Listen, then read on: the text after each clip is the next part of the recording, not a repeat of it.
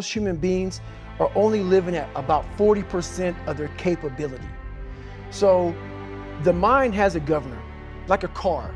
If you're driving a car and the car has a governor on it, the car may say 130 miles an hour, but the governor is set for 91.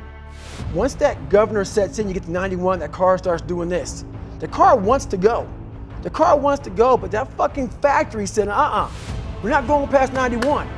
We have a factory, a nice governor in our brain, and it's a survival mechanism. It protects us from pain and suffering. The second we feel that shit, our mind says, oh no, this isn't fun. We should back off. We should sit down, find something more comfortable. And there's something about the mind. The mind has the tactical advantage over you at all times. At all times of your life, the mind has a tactical advantage over you. Why is that? It knows what you're afraid of. It knows your insecurities. It knows your deep, dark lies. And it starts to push you away from that shit. It pushes you in a direction that is comfortable. The mind controls everything.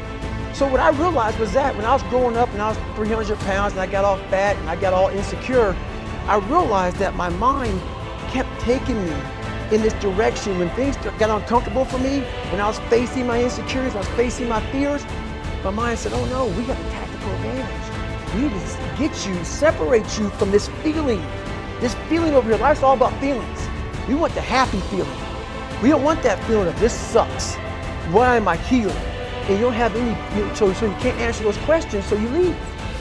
I started realizing that if in that moment you can answer those fucked up questions and you are now in charge of your brain versus your brain ruling you, that's where all that stuff comes from. So the 40% rule is all of that. You get to 40%, your brain says, we're done. Let's roll, man. This is starting to get painful. This is uncomfortable. So you sit down. You have to figure out ways, and everybody's different. That's how the book kind of talks about, like we all have these things about, 5 steps to this and 4 steps to this. It's a lot more than that. That's all bullshit. It's a practice that you have to, it's a habit. So if you know that at 40% I'm feeling pain. At 40% I'm feeling pain. That's where the 40% rule kicks in. Now it starts. Okay, I'm feeling pain. My mind's saying all this shit to me.